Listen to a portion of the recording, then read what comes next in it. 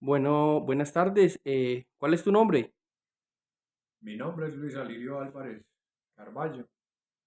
un habitante más del corregimiento de San Sebastián de Palmitas y quien es testigo de muchos procesos que se han vivido en el corregimiento y otros que también me han contado. Bueno, Luis, cuéntame qué conocimiento previo, qué conocimiento has leído o qué conocimiento has podido desarrollar en torno a ese camino ancestral, a ese camino patrimonial que pasa por todo nuestro territorio y que tiene diversos ramales. Una versión muy personal de lo que es el camino del virrey, por cierto, bastante controvertido, porque en la historia hasta el momento no conocemos un ingreso siquiera por este camino del virrey de Santa Fe de Bogotá. Lo que sí se sabe es que hubo un oidor representante del virrey. Por eso, la gran controversia del nombre de este camino. Finalmente, yo no me amargo la vida y digo que todos los caminos, como lo dice la versión popular, todos los caminos conducen a Roma. Y hablar del camino del virrey es hablar de una gran red de caminos, unos de primaria importancia, como es la troncal, conocida como Camino Prehispánico de Occidente, o más actual, Camino del Virrey, que para unos esto del virrey resulta no, como no muy asimilable, pero igual todas esas versiones son muy respetables, aun cuando no se compartan en un momento dado. Bueno, ¿qué conocimientos tienes acerca del tema de vallados, del tema de toda la infraestructura que tiene este camino y que, digamos, hoy logramos conservar en el territorio de ese patrimonio inmaterial, ese patrimonio que ha venido contagiando a otros jóvenes de reconocer y de generar esos procesos de apropiación para, digamos, darle la importancia que él tiene? Bueno, el camino del virrey, podríamos decir con orgullo que este camino es una versión mejorada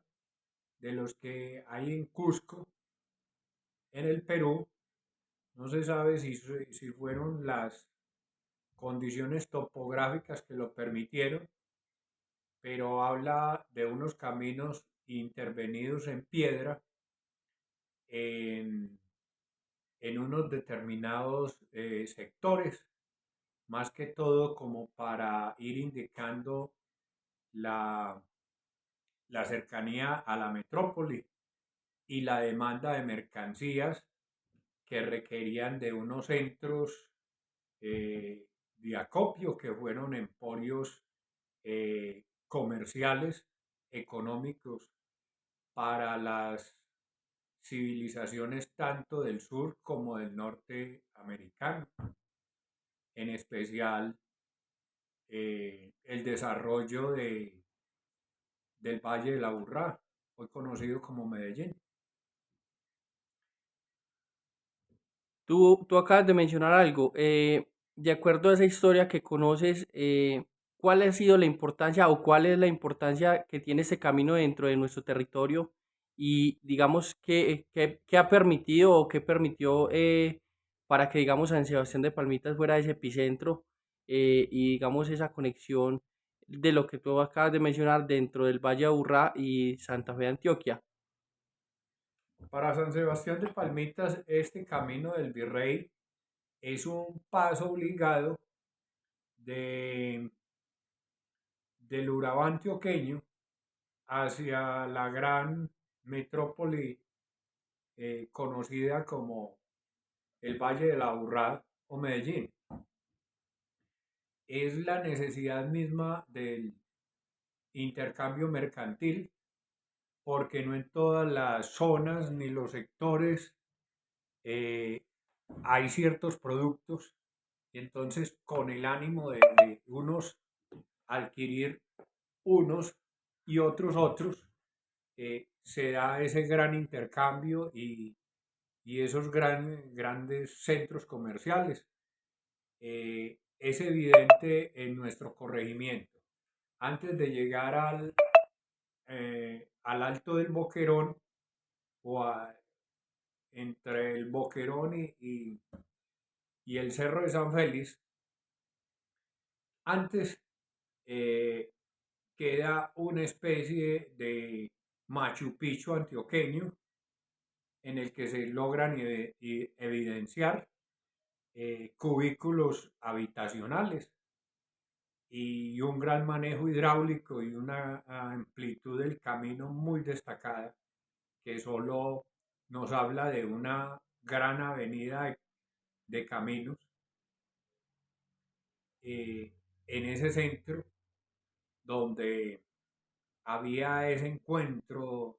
de culturas y ese intercambio de productos. Tú mencionas ahorita algo muy interesante y es, y sé que acabas de vivir una experiencia muy bonita de recorrerte este camino en una travesía de 4 días. ¿Qué ha sido para ti el poder volver a pasar, a, digamos, dar esos pasos, dejar esas huellas dentro de este camino que en muchos de sus tramos se encuentra perdido, pero que también se logra identificar que hay varios vestigios o varios puntos específicos dentro de esa ruta que todavía se conserva ese vallado en piedra, ese contexto patrimonial y, digamos, el poder, digamos, reconocer las condiciones actuales en las que hoy se encuentra este camino de suma importancia para nuestro territorio y pues que hoy se convierte también en un eje principal para todo el tema del turismo rural comunitario.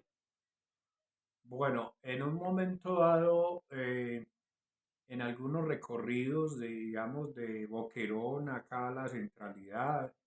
eh, y hasta Urquitá quizás, sentimos esa necesidad de proponernos una meta que era recorrer el camino prehispánico, camino antiguo, camino del virrey, como lo queramos llamar, de el valle de la Burrá o Medellín hasta Santa Fe de Antioquia, como la antigua capital de Antioquia, como departamento. Bueno, fue una experiencia mm, bastante ardua, pero que valió la pena y el logro final, que fue hacer el recorrido de unos 76 kilómetros con unas jornadas diarias en promedio de 8 horas. Desde esa experiencia, ¿cómo, digamos, logras analizar el estado actual de ese camino? ¿Qué, digamos, fue para ti muy relevante y cómo están, digamos, en la actualidad? Eh, ¿Qué crees por qué crees que es importante, digamos, transitarlos, recuperarlos y bien, digamos, cuidarlos? Bueno, para lo que tiene que ver como con el turismo de aprendizaje y de que la necesidad de nosotros es caminar porque las, las urbes actuales nos, eh, nos atrapan en una cotidianidad eh, bastante relegada a ese espacio de ciudad, no a disfrutar del campo, aprender del campo, saber que tenemos un patrimonio para recorrer, para usar nuestros pies, porque finalmente el hombre sabio utiliza los pies. No debemos depender tanto de la movilidad en vehículos, sino que es una necesidad del diario vivir, mantenernos activos, mantener nuestra sangre caliente y nuestro organismo en forma. ¿Cómo ha sido esa experiencia que tú has vivido y sobre todo lo que has logrado plasmar dentro del camino cuando tienes esa conexión con niños, jóvenes, personas que han logrado, digamos, enamorarse de todo ese tesoro invaluable que tenemos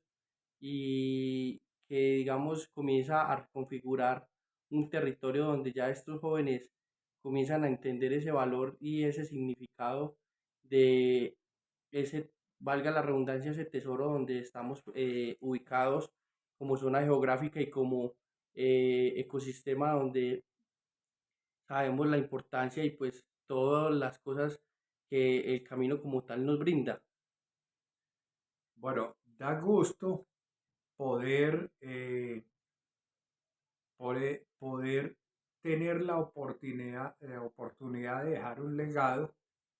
a la juventud de apropiación, porque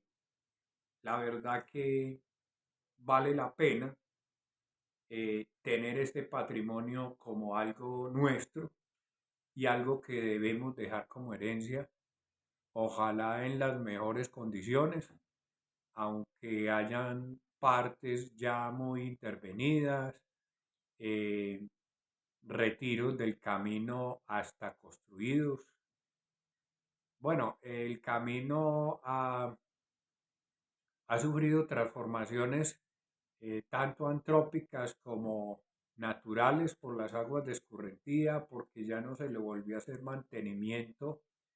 a esas transversales que son tan importantes en un camino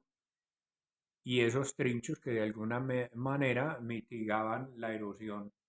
de los suelos aledaños que soportan la misma vía. Eh, digamos, tú mencionabas ahorita todas esas condiciones actuales que el camino, digamos, viene presentando por diversos sistemas o por diversas actores tradicionales o por el mal uso incluso adecuado que a veces le damos eh, a todo el manejo incluso de nuestras aguas residuales o de nuestros eh, procesos de reconfigurar el territorio. Cuéntame, desde el ejercicio que vienes haciendo de la demarcación de esos caminos, digamos, cómo te has sentido y, digamos, en esos ejercicios donde has podido tener conexión con personas que vienen a recorrerlos, ¿cuál ha sido esa experiencia? El poder, por medio de esos tótem o esas guías, generar procesos de formación y procesos de, digamos, reconstruir la memoria. Bueno, en cuanto a los tótems se refiere, son una gran ayuda, digamos, pedagógico-didáctica para que la gente conozca lo que tenemos, porque definitivamente es el término colectivo como para disfrutar de este espacio y a la vez aprender. Da gusto con algunos turistas que nos han visitado ver ese gran interés por aprender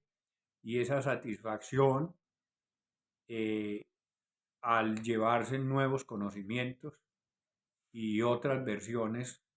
que quizás no conocían del camino. Desde el conocimiento que tú manejas, mm, ¿cuál es la percepción que tienes en torno a todas esas culturas que se han perdido? Digamos, ya el tema de la arriería ya no es tan relevante en nuestro territorio. El tema de ese campesino que, digamos, lograba generar ese desarrollo territorial, pero que ya, digamos, en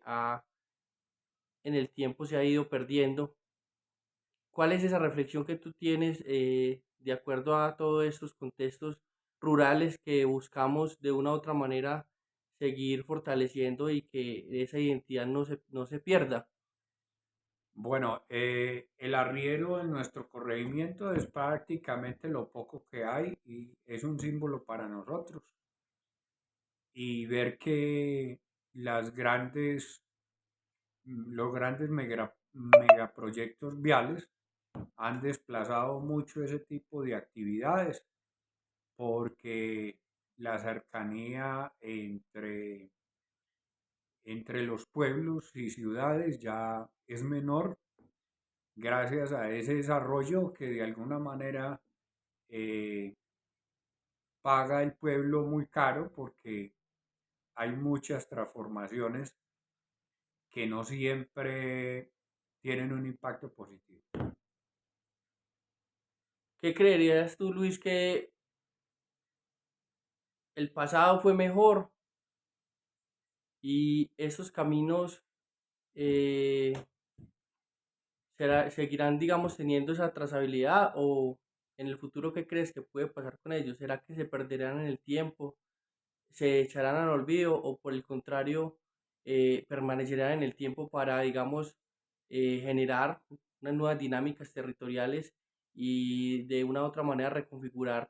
la cotidianidad de las personas que a diario en la ciudad, pues ya en las grandes urbes,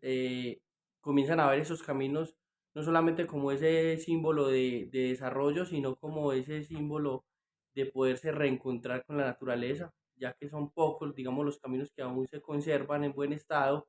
y que nos permiten vivir estas grandes experiencias. Bueno, al menos en el imaginario de la comunidad eh, hay un camino, eh, digamos, no fragmentado, pero en la realidad se ven ciertas fragmentaciones del camino que duele haberlas perdido, pero que ya eh, es poco lo que se puede hacer por esos tramos, pero sí nos permite mantener esa imagen del pasado, así sea eh, utilizando los pocos tramos que hay como,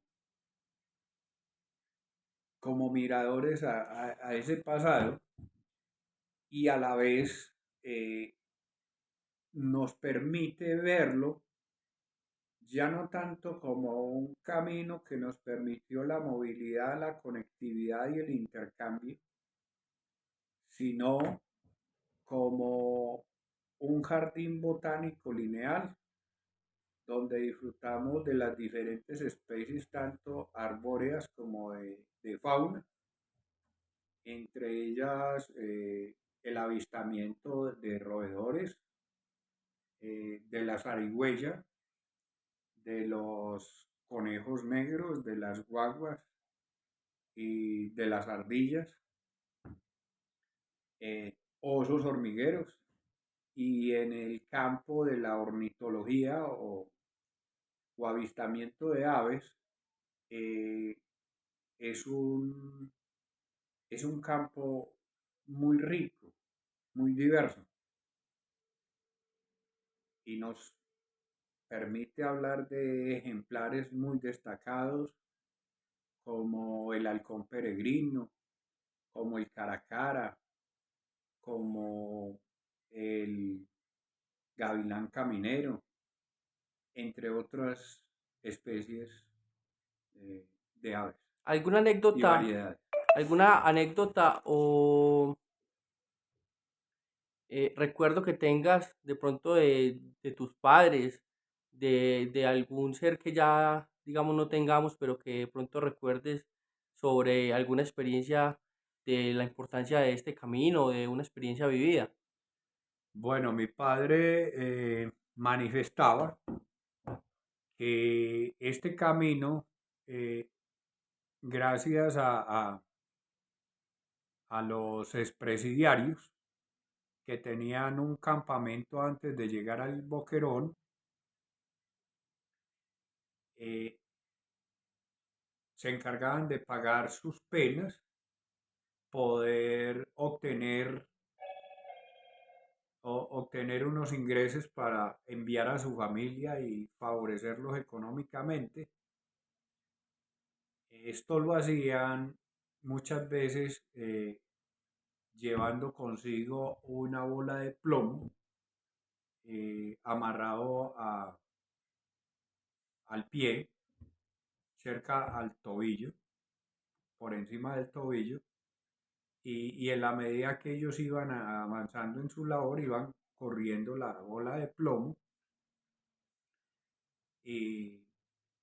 y progresando en la labor. Definitivamente este camino prehispánico donde fue más intervenido se destaca la, la arquitectura muy reconocida como mazorca, que es lo más semejante a cómo están arrumados cada grano de maíz digamos, en la tusa que llamamos o en el vástago del fruto como tal. Asimismo, nuestros caminos tienen ese aspecto de mazorca encarrada. Eh, es prácticamente piedra a la que se le buscaba más o menos de acuerdo a la posición en la que debía quedar que, que ajustara con la otra, prácticamente constituyendo un rompecabezas que solo esos grandes expertos lo pueden hacer. Bueno, y tú mencionabas ahorita el tema de qué conocimiento tienes acerca de, digamos, qué pasó por este camino. Eh, Bovinos, o sea,